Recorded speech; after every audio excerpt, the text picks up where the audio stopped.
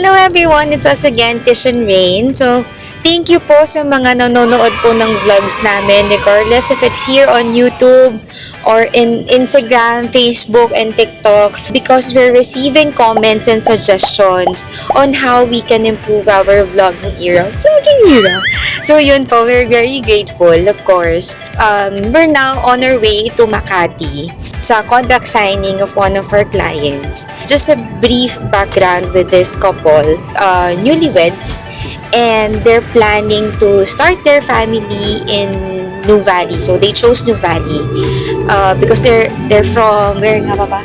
Yeah, kasi if I'm not mistaken, the client is alumnus of Xavier San Juan. Yes, oo. So, nung nalaman din nila na there is Xavier here, which is already co-ed, that's one of the factors of them acquiring a property here in New Valley. At the same time, syempre, New Valley in general, it's very ideal talaga. Not just for starting couples, but actually siguro mga ilang percent, mga half of the buyers din for retirement.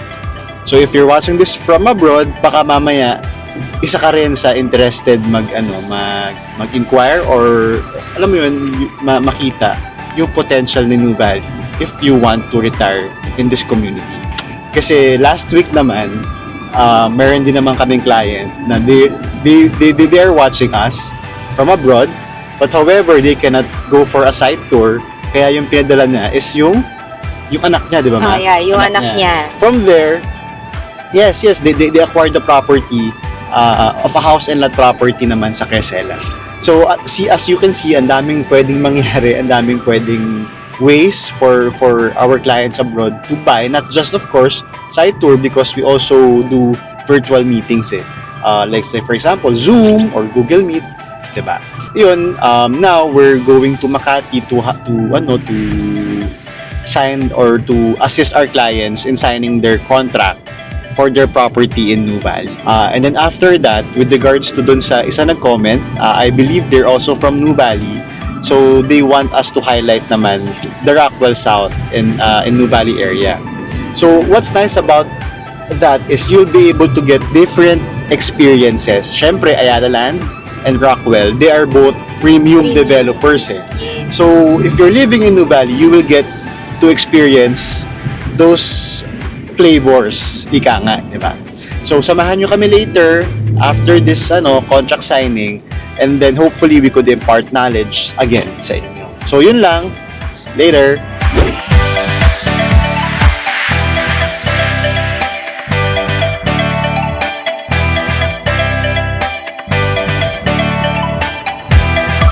So, we're now here at Circuit Makati.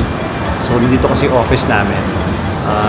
This is where we get our documents, pass our documents, and at the same time, most of our clients, dito rin sila nagka-sign ng documents nila para later on, mas mabilis yung process ng documents.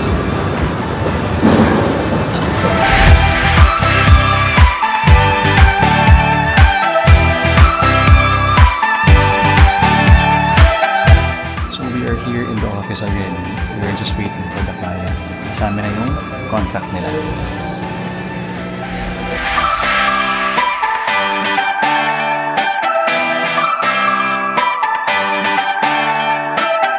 So yun guys, we just finished all our errands sa office. Inabot na tayo ng lunch. So mag-lunch lang kami dito sa Ayala Mall Circuit. And then after, we'll go back to New Valley to try naman Bezu and Rockwell for us to showcase naman all the developments inside. So a little background lang, no. The reason why kasi before is hindi kami madalas din sa Bezu kasi nung nag-open naman sila, parang open lang sila ng Friday, Saturday, and Sunday. So that's the reason why hindi kami umaabot, and syempre we have other things to do din. Kaya minsan hindi namin naabutan na bukas yung Bezu. But just recently, 'di ba? Daily na ba? Parang I think daily. Parang recently or early, Tuesday siguro. parang late last year nag-start na silang mag-open na, as in most of the time open na sila. So yun lang, that's one of the reason why hindi kami laging first time namin magbibizu kasi hindi namin siya naaabutan na open. Later, samahan nyo kami, so we could appreciate more about this nearby premium community also inside the New Valley development. So yun lang, kakain muna kami kasi medyo gutom na. Later!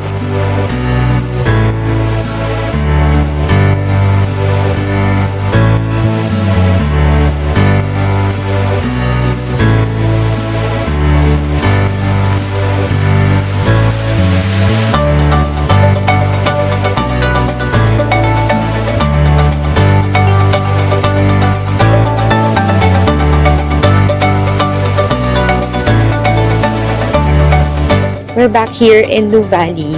Pakita lang namin sa inyo yung developments pala na nangyayari here in Central Block.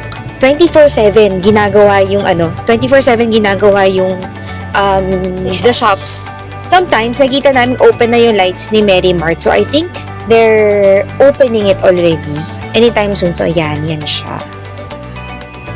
So nga, as we've mentioned from our last video, last December, nagkaroon dito ng parang mini bazaar or like weekend market last December. And ang kinagandahan kasi, yung iba ring mga sellers, mga friends din namin. So, nagkakagulatan kasi ayan na siya, malapit na. I'm so excited. So, time will come for the parents na naghihintay sa mga anak nila later on. Dito na kami lahat tatambay.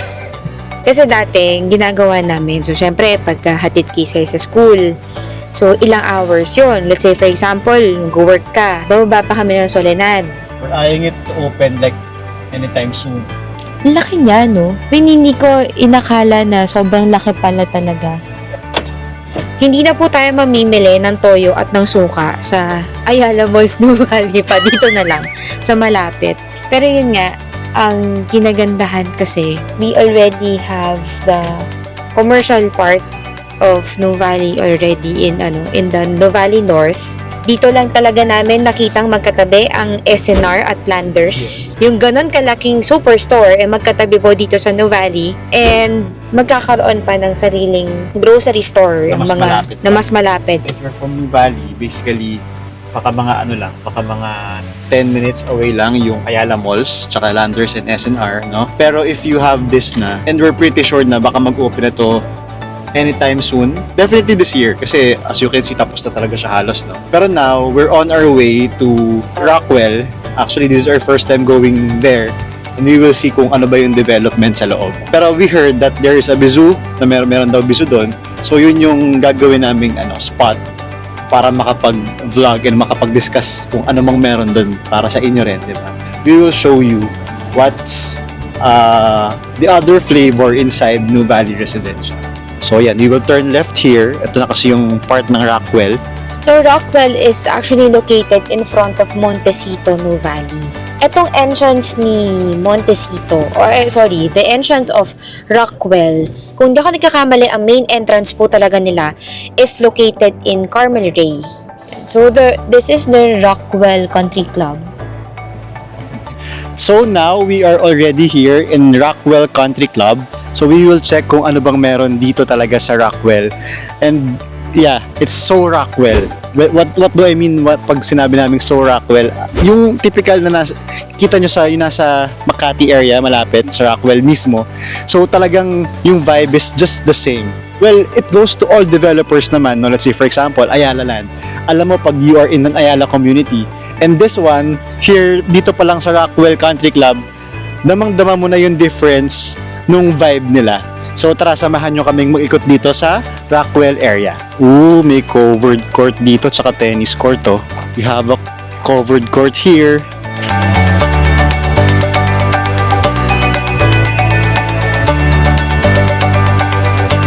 Iba talaga yung pagka-premium din ng Rockwell. Kaya ang gusto lang, sobrang gandang combination ng merong Rockwell din dito sa loob ng New Valley. Kasi at some point, it will definitely add up sa developments na pwede rin ma-enjoy ng both residents ng Rockwell and the New Valley resident as well. So this is the part of amenity area ng country club. So nice. So premium.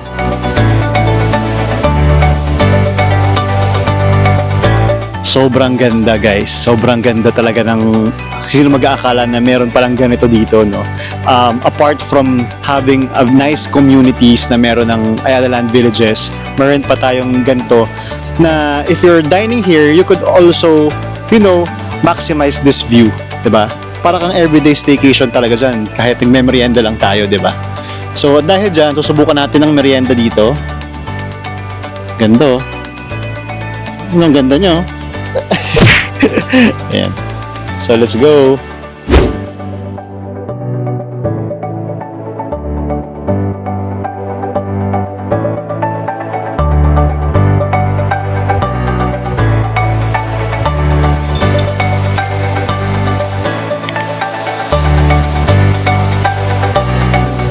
So here, we just ordered Bizu Sundae. Actually kasi we preferred sana yung banana split. But since mukha namang mas sulit to, so the reason why ito na in-order namin. Same time, mukhang nagiging ano na siya. Anong tawag dito, ma? Parang naging food vlog na yun sa atin. Mamaya, nakakain mo. Kumain mo tayo. Sige, mamaya na lang daw. Later.